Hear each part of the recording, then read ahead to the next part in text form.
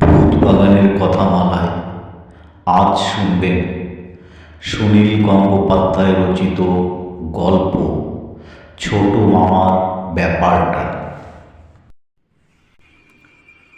ছোট মামা আড়ষ্ট গলায় বললেন, ওই দেখ নীলু। সামনের দিকে তাকিয়ে আমি হেসে ফেললাম। একটা খুব নিরীহ চেহারার কুকুর, একদম নেড়ি কুত্তা, যাকে বলে রোগা, লম্বাটে আর মুখখানা ভিতু ভিতু। এই কুকুরকে দেখেও ছোট মামার ভয়। অথচ মজা এই যে ছোট মামা জানোয়ারে ভীষণ ইন্টারেস্টেড, যদি সেটা খাঁচার জানোয়ার হয়। এখনও এই বয়সে প্রতি মাসে একবার করে চিড়িয়াখানায় যাওয়া চাই। গ্রামের রাস্তা কাদায় একেবারে চটচটে, দুপাশে মাঠ আর মাঝখান দিয়ে উঁচু রাস্তা। প্রত্যেক বছরই বোধহয় রাস্তাটা নতুন মাটি ফেলা হয়, আর বর্ষার সময় সেই মাটি আস্তে আস্তে গলে গলে ধুয়ে যায়। গরুর গাড়ি ছাড়া এ রাস্তায় কিচ্ছু চলে না। যখনকার কথা বলছি তখন আমার বয়স 19 আর ছোট মামার বয়স 35। ছোট মামার ছিপছিপে লম্বা চেহারা, চোখে সোনালি ফ্রেমের চশমা, সাদা ধুতি পাঞ্জাবি, তাছাড়া কখনো কিছু পড়তেন না। অদ্ভুত তার বইয়ের নেশা। ঠিক পছন্দ মতন বই পেলে তা নিয়ে ছোট মামা ভুলে থাকতে পারেন সব কিছু। আর জানোয়ারের বই হলো তো কথাই নেই, নাওয়া খাওয়া একেবারে সব ভুলে যান। সেদিনের কথা আমি কোনো দিন ভুলব না। মুর্শিদাবাদ জেলার সালার নামে এক রেল স্টেশনে নেমে আমরা দুজনে যাচ্ছিলাম 7 মাইল দূরের এক নবাব বাড়িতে। আসল নবাব নয়, তাদেরই হয়তো দূর সম্পর্কে কোনো আত্মীয়, কিংবা অনেক ছোটোখাটো মুসলমান জমিদারের তো নাম নবাব হয়। যেমন অনেক হিন্দু জমিদারের বাড়ির লোক বলতো রাজবাড়ি।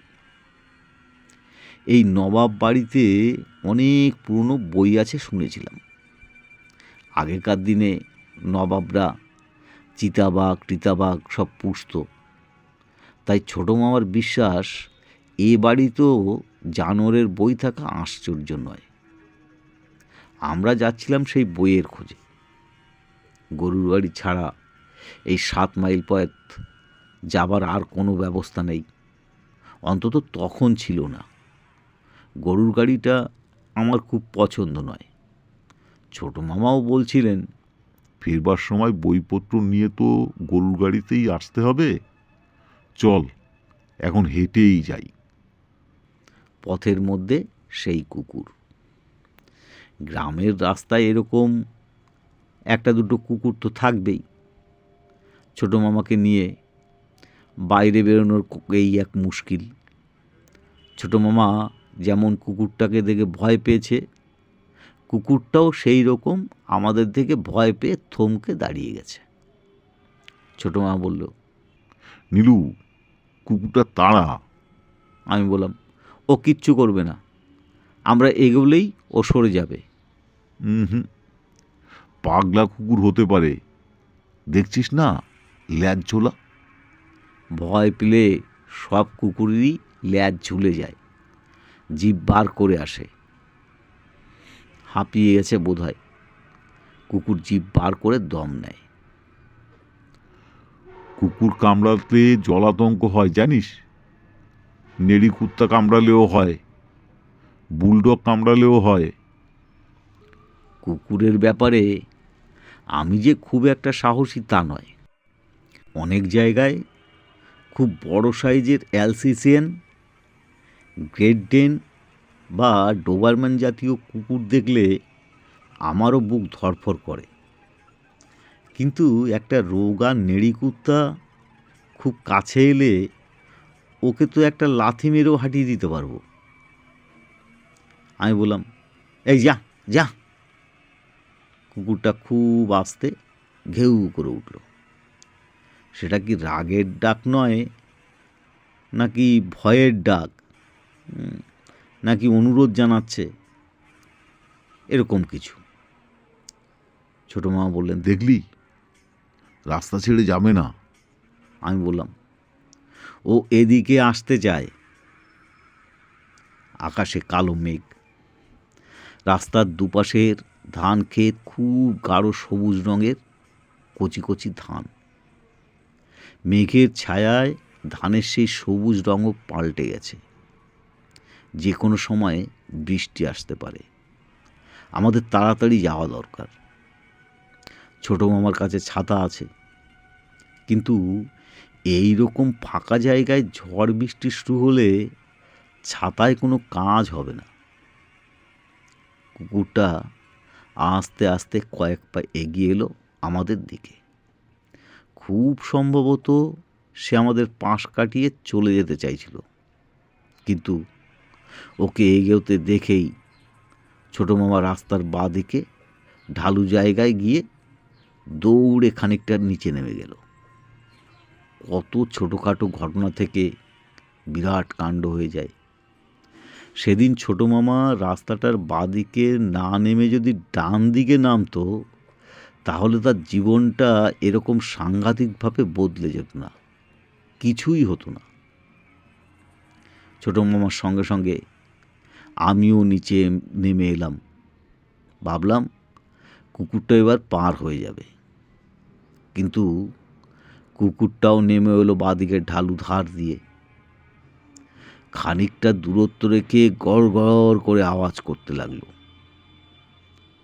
ছোটো মামা বললেন, বলেছিলাম না, পাগলা কুকুর, খবরদার দৌড়বার চেষ্টা করিস না। আমার তখনও কুকুরটা পাগল বলে বিশ্বাস হচ্ছিল না, কারণ কুকুরটার মুখ চোখে রাগের ভাব নেই। গলা দিয়ে আওয়াজ করছে বটে, কিন্তু সেটাও বেশ নরমভাবে। আমরা দুজনে কুকুরটার মুখোমুখি দাঁড়িয়ে রইলাম। আমাদের পেছন দিকে একটা ঝোপ, সামনে খানিক দূরে একটা নোংরা জলের ডোবা। কাছাকাছি কোনো বাড়িঘর বা মানুষজনও নেই। কুকুরটা সেই রকম আওয়াজ করতে করতে এক পা করে আমাদের দিকে এগিয়ে আসতে লাগলো। ছোটো মামা ছাতাটা বাগিয়ে ধরলেন। আমি হুস হাস যা বলতে লাগলাম। খুব ভীতু লোকেরাও এ সময় খুব সাহসী হয়ে ওঠে। কুকুরটা আর একটু কাছাকাছি আসতেই ছোটো মামা নিজে দুপা এগিয়ে ছাতাটা দিয়ে ওর পিঠে খুব জোরে এক খা কষিয়ে দিলেন।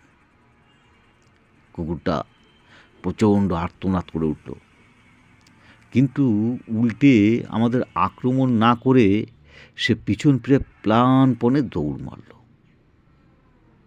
ছোটো মামা বীরের মতো বললেন, দেখলি, বেটাকে দিয়েছি ঠান্ডা করে।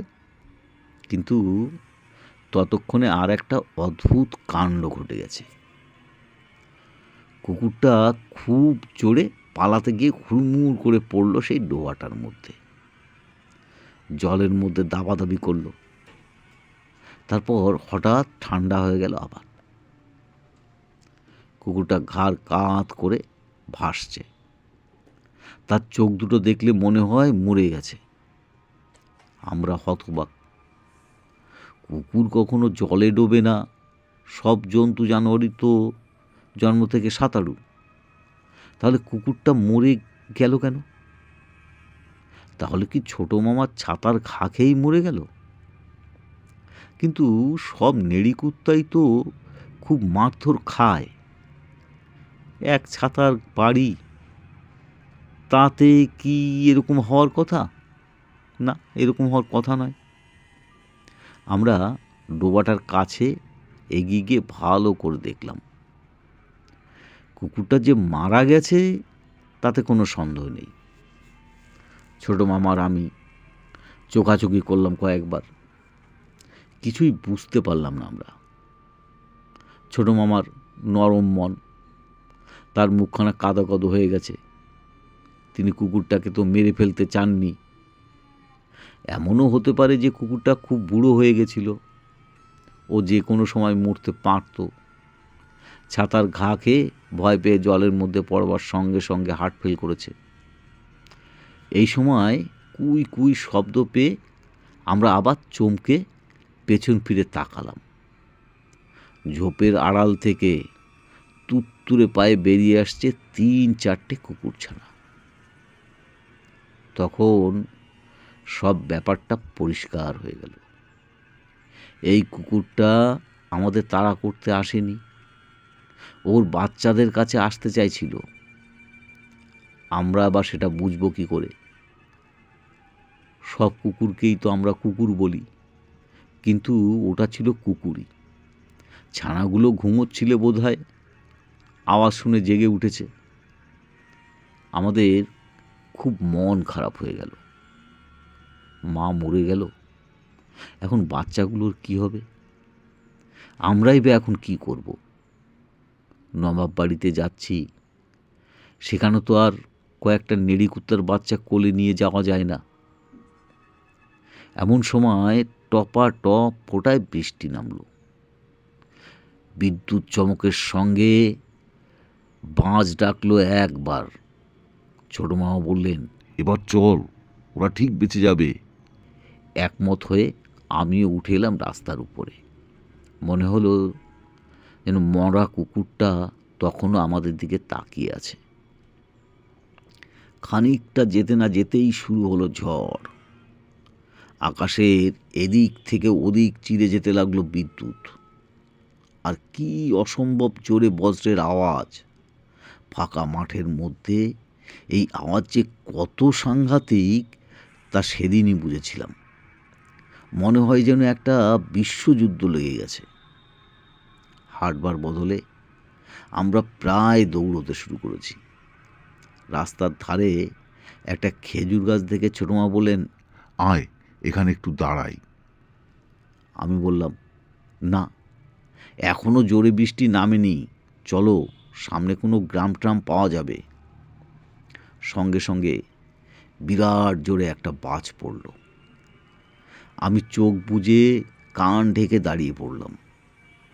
একটু পরে চোখ মেলে দেখি ছোটো মামা খেজুর গাছটার কাছেই মাটিতে লুটিয়ে পড়ে আছে, আর গাছটার রং হয়ে গেছে একেবারে কালো।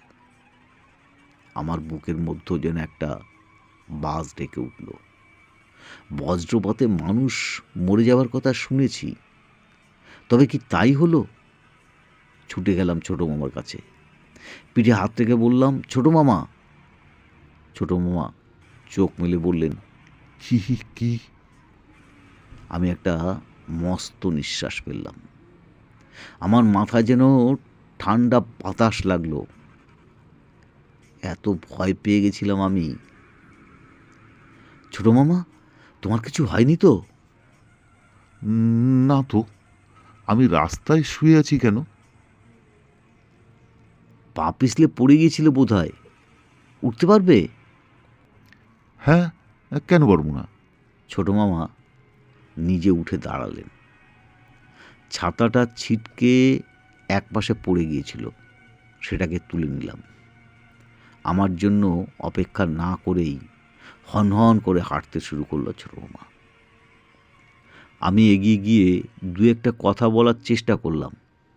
ছোটো মামাকে উত্তর দিল না, মুখখানা অসম্ভব গম্ভীর। হঠাৎ একটা কথা মনে পড়ায় আমি চমকে উঠলাম। ছোটো মামার চোখে চশমা নেই, অথচ চশমা ছাড়া উনি ভালো করে দেখতেও পারেন না, হাঁটতে পর্যন্ত অসুবিধা হয়। ছোটো মামা, তোমার চশমা? ভুরু কুচকে ছোটো মামা বলে, চশমা? আমার চশমা ছিল, তাই না? সেটা গেল কোথায়? আমি দেখছি। দৌড়ে ফিরে গেলাম খেজুর গাছটার কাছে। একটু খুঁজতেই চশমাটা পাওয়া গেল। ফিরে এসে জিজ্ঞাসা করলাম, ছোটো মামা, তোমার সত্যি কিছু হয়নি? শরীর ঠিক আছে তো? কোনো উত্তর না দিয়ে আমার কাছ থেকে চশমাটা নিয়ে ছোটো মামা আবার হাঁটতে শুরু করলো। যেরকম মেঘ ডাকছিল সেই তুলনায় জোর বৃষ্টি হলো না। আমরা সন্ধ্যের একটু আগেই পৌঁছে গেলাম নবাব বাড়িতে। সে বাড়ি দেখলে কান্না পায়। একসময় নিশ্চয়ই দারুণ ব্যাপার ছিল। এখন অনেকখানি জায়গা জুড়ে পড়ে আছে একটা ভগ্ন স্তূপ। সিংহদ্বারের একটা সিংহ এখনও টিকে আছে, অন্যদিকে কিচ্ছু নেই। কোথাও দাঁড়িয়ে আছে শুধু একখানা দেওয়াল, কোথাও একখানা দুখানা ঘর আস্ত আছে, কিন্তু দরজা জানলা নেই। মনে হয় 7 মহলা না হলেও 3-4 মহলা প্রাসাদ ছিল। এখন এই ভাঙাচোরা বাড়ির মধ্যে কিন্তু অনেক লোক আছে, জোড়াতালি দিয়ে থাকে। কেউ এ বাড়ি সারবার কথা চিন্তাও করে না।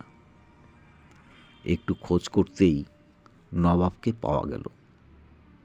বর্তমান নবাবের বয়স খুব কম, 22-23 বছর মাত্র। নবাবী চাল কিছু নেই। প্যান্ট শার্ট পরা সাধারণ কলেজের ছাত্রদের মতোই মনে হয়। বেশ হাসি খুশি।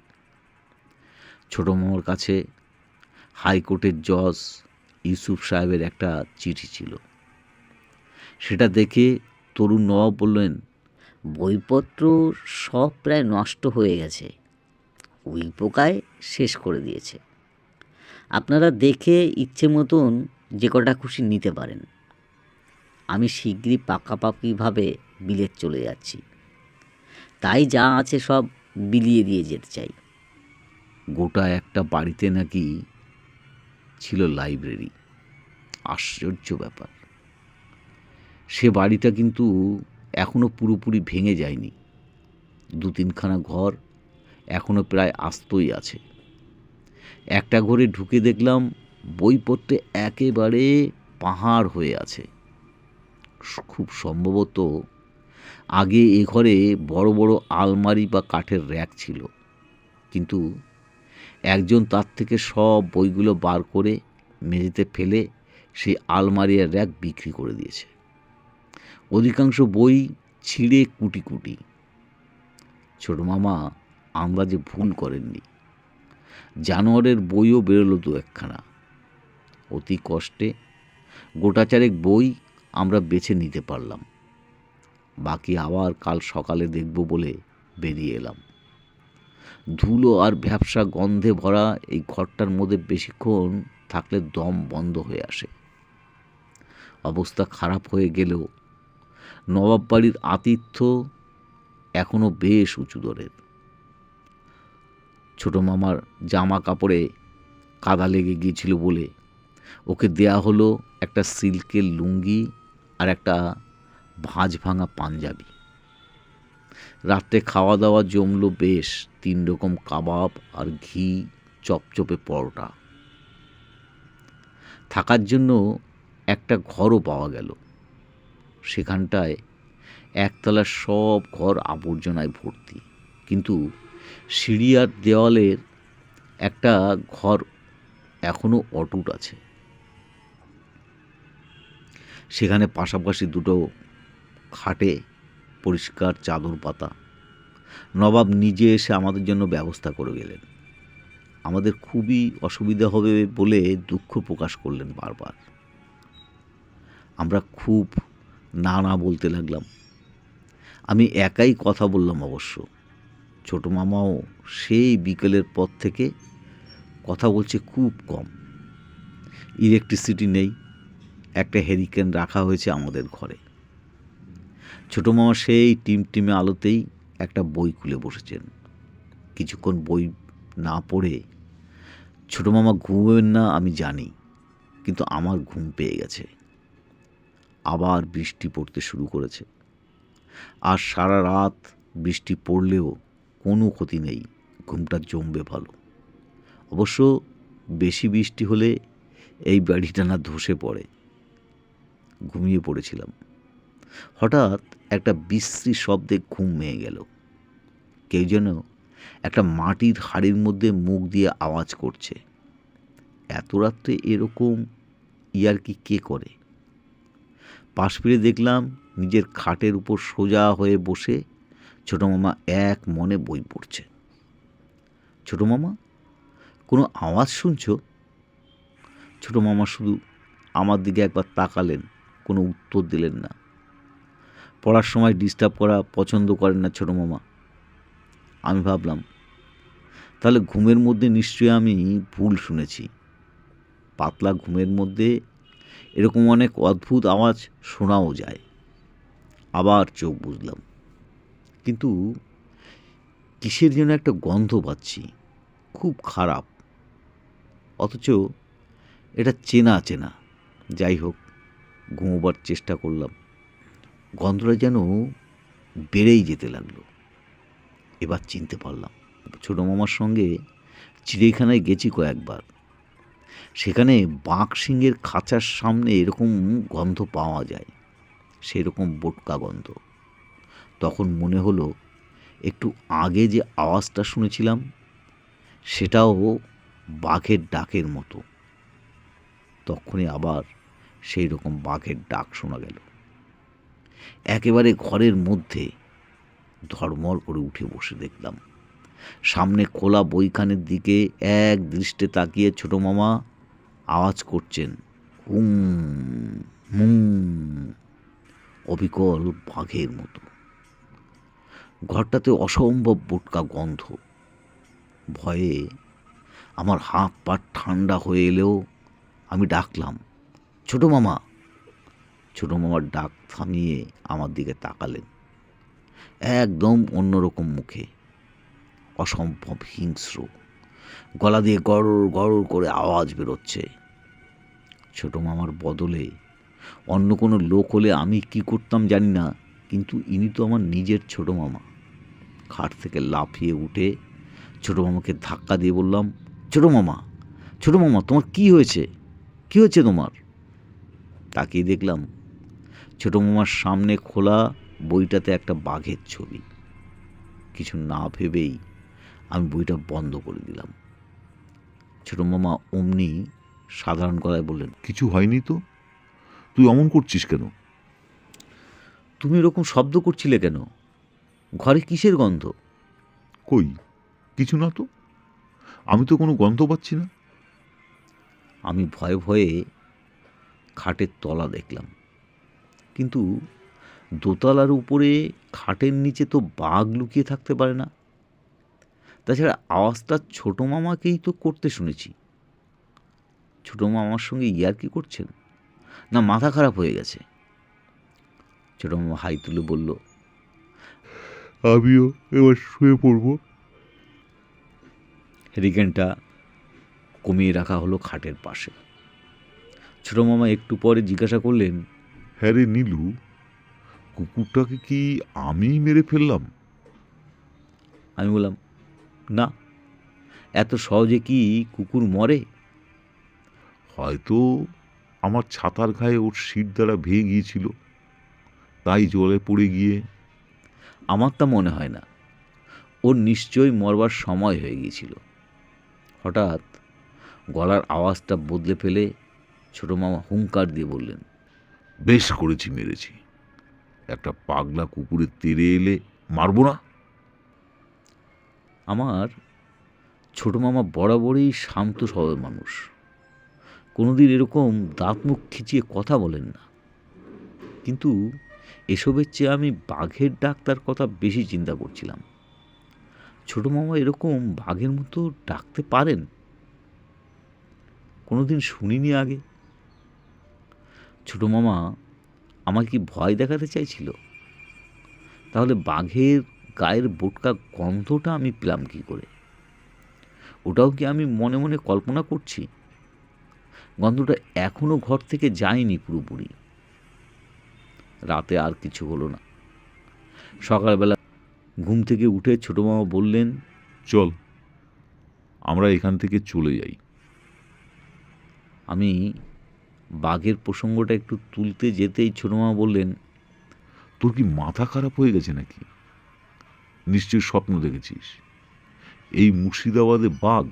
একটু বেলা হতেই তরুণ নবাব এলেন আমাদের খোঁজ খবর নিতে। চা খাবার পর বললেন, চলুন, বই দেখতে যাবেন না? ছোটো মামার কোনো উৎসাহ দেখলাম না। বইয়ের ঘরে ঢুকেও ছোটো মামা চুপ করে একপাশে দাঁড়িয়ে রইলেন, একটা বইও ছুঁয়ে দেখলেন না।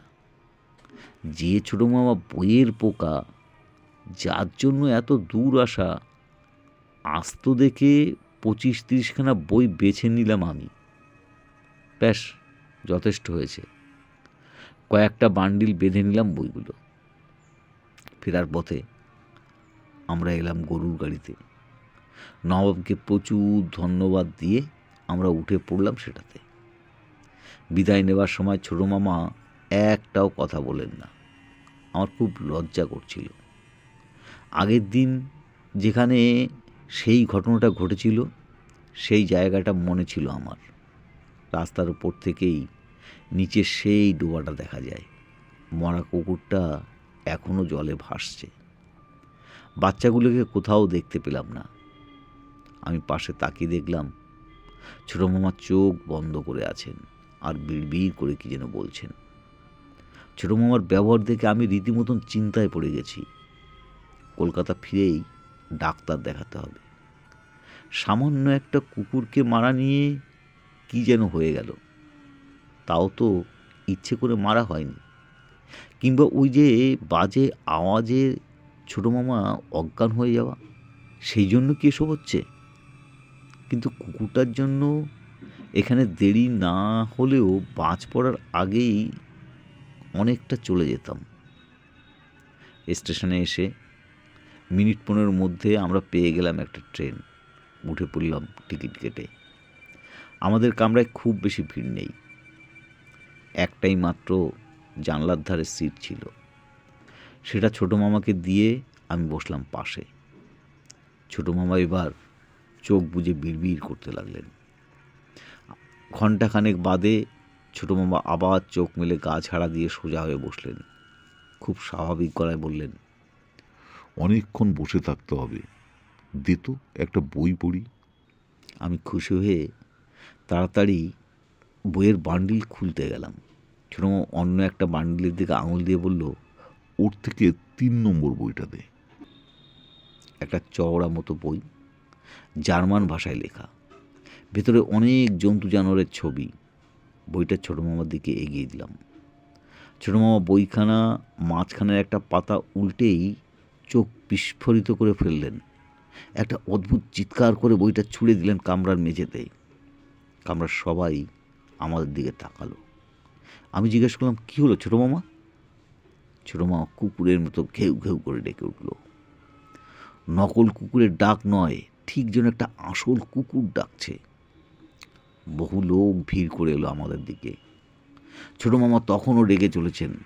কেউ কেউ ব্যাপারটা ঠাট্টা মনে করে হাসতে লাগলো। আমার যেন লজ্জায় মাথা কাটা গেল। আমি ঝুঁকে ছোটো মামার হাত ধরে বললাম, কী হয়েছে ছোটো মামা, এরকম করছো কেন? ছোটো মামা খ্যাক করে আমার হাত কামড়ে ধরলেন দারুণ জোরে। অন্য লোকের এসে তাড়াতাড়ি না ছাড়িয়ে দিলে ছোটো মামা বোধহয় আমার হাতের মাংসই তুলে নিতেন। আমাকে ছাড়বার পরই ছোটো মামা অন্যদের কামড়াতে গেলেন। তখন সবাই ছোটো মামাকে দমাদম করে মারতে শুরু করলো। এরকম অবস্থায় আমি জীবনে কখনো পড়িনি। আমার কান্না পেয়ে গেল। আমার ছোটো মামাকে অন্য লোকে মারছে। আমি ঝাঁপিয়ে পড়ে ছোটো মামাকে আড়াল করে কাতর গলায় বললাম, ছেড়ে দিন, দয়া করে ছেড়ে দিন। ছোটো মামা তখনই আবার স্বাভাবিক গলায় বলল, কি হয়েছে রে নীলু, লোকগুলো এমন খেপে গেল কেন? একজন লোক মাটিতে উল্টানো বইটা তুলে এনে দিল আমার হাতে। খোলা পাতায় একটা কুকুরের ছবি। অনেক লোক তখনও বলতে লাগলো, নামিয়ে নিন, লোকটাকে নামিয়ে দিন। আমি হাত জোর করে সকল কাছে ক্ষমা চাইলাম। ছোটো মামা বারবার অসহায়ভাবে বলতে লাগলো, লোকগুলো এত রাগ করছে কেন, কি হয়েছে? আমার হাত থেকে রক্ত ঝরছিল। আমি সেখানে একটা রুমাল চাপা দিয়ে বললাম, ও কিচ্ছু হয়নি। তুমি চোখ বুজে থাকো। আমাদের কাছাকাছি আর কোনো লোক বসলো না। হাওড়া স্টেশনে পৌঁছলাম ভালোভাবেই। দুজন যাত্রী আমার প্রতি দয়া করে একটা ট্যাক্সি ডেকে দিলেন। বেশ শান্তভাবেই ট্যাক্সিতে উঠলেন ছোটো মামা। এমনকি লোক দুটোকে নমস্কার করে ধন্যবাদও জানালেন। ট্যাক্সি চলতে শুরু করার পর আমাকে বললেন, বেশ ভালো লোক ওরা, না? এবার বেড়ানোটা তেমন ভালো হলো না।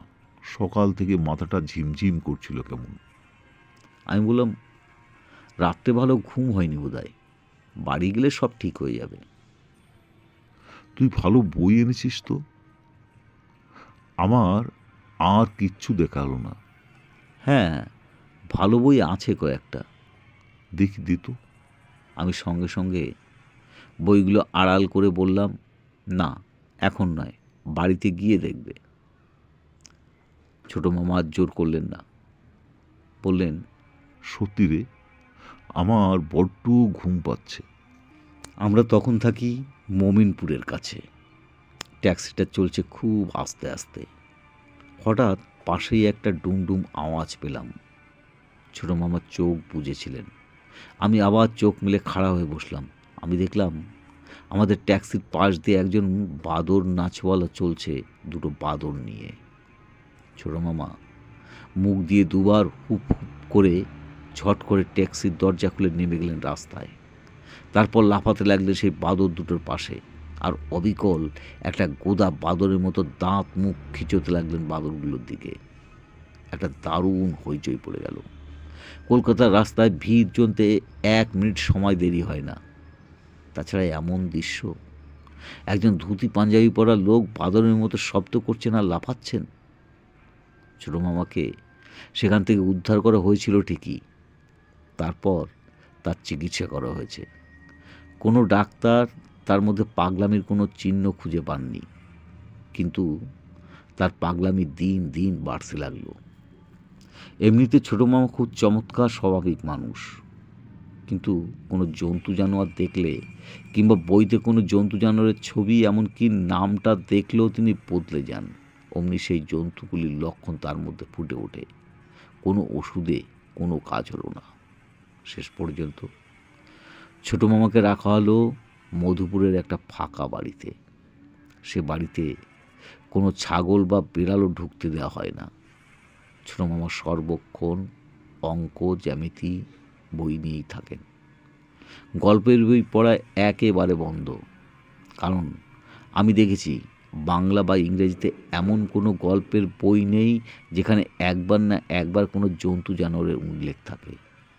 একবার একটা বইয়ে শুধু বিড়ালের মতো সতর্ক এই লাইনটা পড়েই ছোটো মামা বিড়াল ডাকতে শুরু করেছিলেন। আমার মনে হয় পশু সমাজের এই আলাদা ব্যবস্থা আছে, তারই কোনো রহস্যময় উপায়ে ছোটো মামার উপর একরকম প্রতিশোধ নিয়েছে। যদিও জানি আমার কথা কেউ বিশ্বাস করবে না। অবশ্য মধুপুরে গিয়ে যে কেউ আবার ছোটো মামাকে এখনও দেখে আসতে পারে। আর একটা কথা আমার প্রায়ই মনে হয়, সেদিন কেন সেই মাটির রাস্তাটার বাঁ দিকে না নেমে আমরা ডান দিকে নামলাম না? তো তাহলে তো সব ঠিকই থাকতো।